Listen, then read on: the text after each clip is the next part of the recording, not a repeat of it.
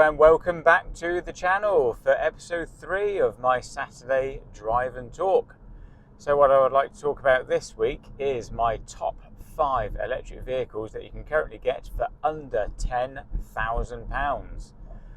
And while I was doing a bit of research, there are some interesting EVs that are creeping below that £10,000 barrier now, so I thought it would be interesting to have a look at. Now this is based on my own opinion, my own experience of these particular cars. So we'll see what we think. No particular order either. So the first one on the list. So number 1, the Volkswagen e-Golf. So you can get a VW e-Golf for less than £10,000 now. Now these have a 35 kilowatt hour battery. They generally come pretty well equipped as well. And customers or owners report real world range of around about 120-130 miles. So who doesn't like a Golf? I mean, the e-Golf looks like a standard Golf, nice looking car, well equipped. The only things that go against it really is that generation of Golf wasn't really designed to be a full EV, so it is a bit of a compromise package, and its efficiency isn't that brilliant. But most owners were reporting around about 120 miles range when they were pretty new. Obviously, less than £10,000 now, the cars are going to be a little bit older, so battery degradation is something that you have to consider. But all round, a really good car for less than £10,000. Number 2 on the list is the BMW i3. Now, there are quite a few i3s less than £10,000 now, but the bigger battery version, the 42 kilowatt hour, that is starting to creep below the £10,000 barrier now. And so the BMW i3 42 kilowatt hour, real world range when they were new, around about 160 miles. I know the BMW i3 isn't to everyone's taste, it's a bit of a quirky car, but it's actually a pretty decent EV. I've not spent huge amounts of time in i3s before, but it is a car that I do quite like personally. So that's quite an interesting car as well. You get a BMW EV for less than £10,000. They're quite sprightly as well, a decent amount of power behind them. So yeah, pretty good car. Number 3 on the list. Now this is a car I do know very well because I've had a few of these as company cars, and it is the Peugeot E208. So you can actually get the top spec E208 GTs for less than £10,000. The battery size on these cars are 50 kilowatt hours. The claimed range on the E208 is about 220 miles, but realistically, in my experience, I was getting a fairly easy 180 miles out of them on my regular commute. In the winter, that might drop to about 160 if I was using the heater. But yeah, it's a really good car, really good to drive, quite sprightly as well. Not overly big, so you can park it anywhere, and I think it's one of the better looking small hatchbacks that you can get as well. So that's an interesting EV for less than £10,000, really easy to live with as well. Number 4 on the list. Again, this is another car I know extremely well. I'm actually going to combine this one because there are 2 versions of this car, and it is the Hyundai Ioniq. Now you can get the Ioniq when it first launched with a 28 kilowatt hour battery, and they facelifted the car in 2019, and that came with a bigger 38 kilowatt hour battery. Both versions you can get quite a nice selection now at under £10,000. They're really good to drive, again very easy to live with, and the Ioniqs are still some of the most efficient EVs I've ever driven. There are a few interesting differences between the 28 and 38 kilowatt hour battery, and not just the capacity and the range. In about 90% of areas, the 38 kilowatt hour is the better car, but there is one important area that, in my experience, the 28 kilowatt hour is the better one to go for.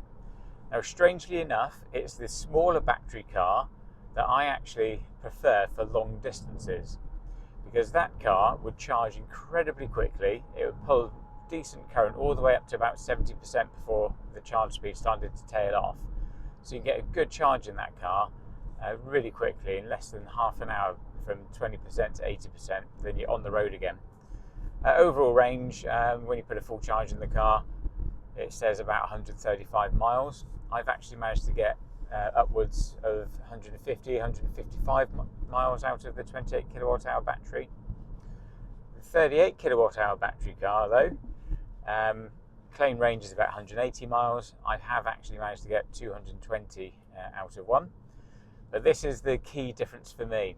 Now, I don't know why Hyundai did it, but the battery that's in the 38 kilowatt hour is a lower voltage than the 28. So it doesn't quite charge the same as the previous car. Now, it charges fine up until 50%, but after 50%, the charge speed slows down drastically. Now, I did a few long journeys in the 38 kilowatt hour version, and to get a decent charge in the car, I was on those charges for a lot longer than I would have liked. To go from 50% to 80%, it did take a long time, which was quite disappointing. So I actually think, I actually did a long journey in the 38 to Warwick University and back again. And on that journey, I couldn't help thinking that doing one extra charge stop in the smaller battery car would have still been quicker than doing the journey in the 38.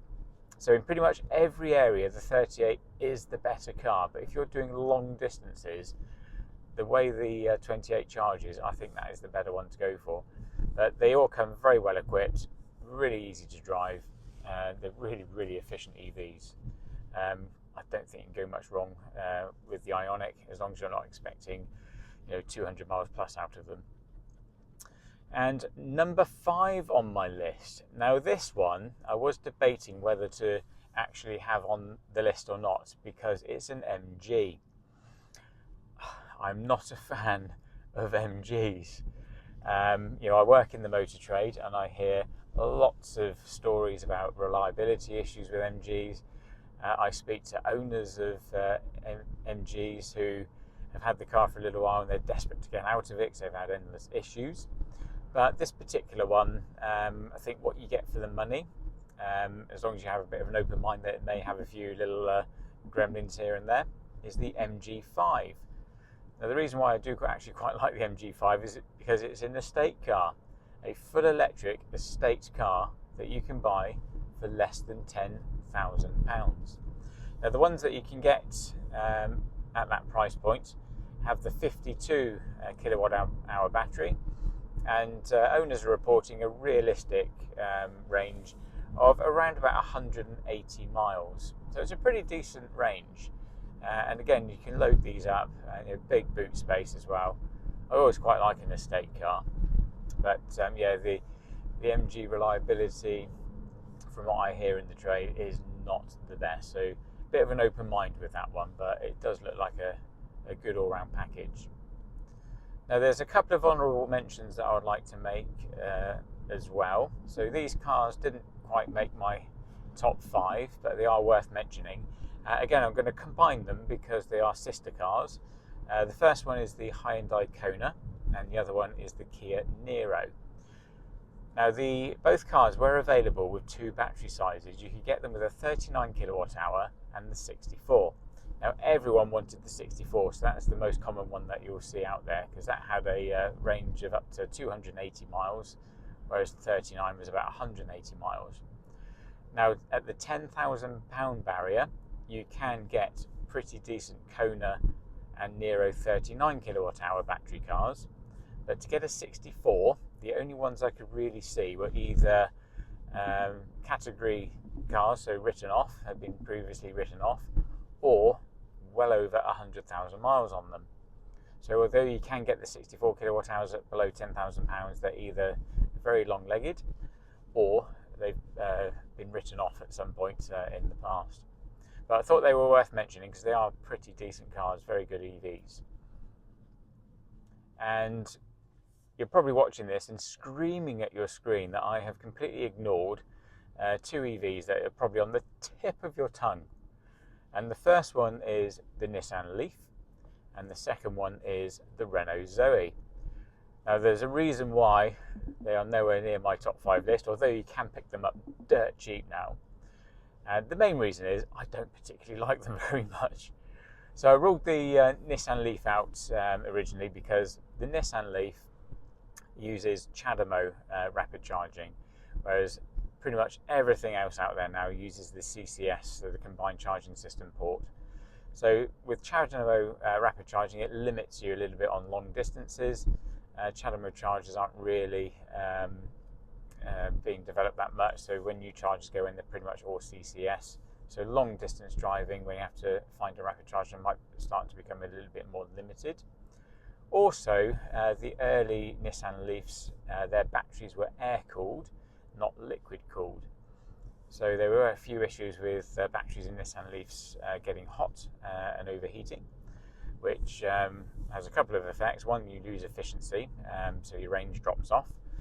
Two, it can cause excess degradation in the battery, so the degradation speeds up.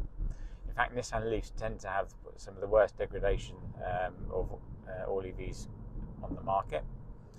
And the other thing, if you're doing a long journey and that battery gets hot and you plug into a rapid charger, to protect itself, the car slows down the charge speed. So you've probably heard of something called Rapid Gate a few years ago. People doing long journeys in their Nissan Leafs, they do 70 miles an hour on a motorway, put it into a rapid charger, plug it in, and they're only getting about 13 kilowatts coming out of the charger because the battery is just too hot to take a full charge.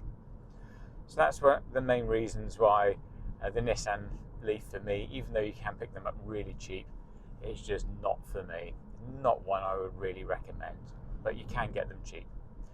And the other reason, the reasons why I don't like the the Renault Zoe: one, not particularly a fan of the looks.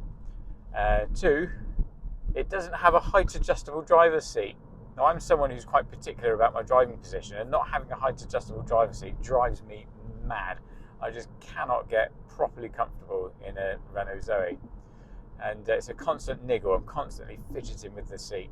I can't get low enough in the car. I feel far too high. And the other reason, a lot of the Renault Zoes that you'll see, certainly the cheap ones, the really cheap ones, the vast majority are on a battery lease. And they're cheap for a reason. Not many people want a battery lease car. So with a battery lease, you don't own the battery that's in the car. You rent it. So you buy the car, it looks cheap, but then you have a monthly rental for the battery, which on paper sounds great because you're leasing the battery, you don't own it, so if the battery fails, you just get a replacement.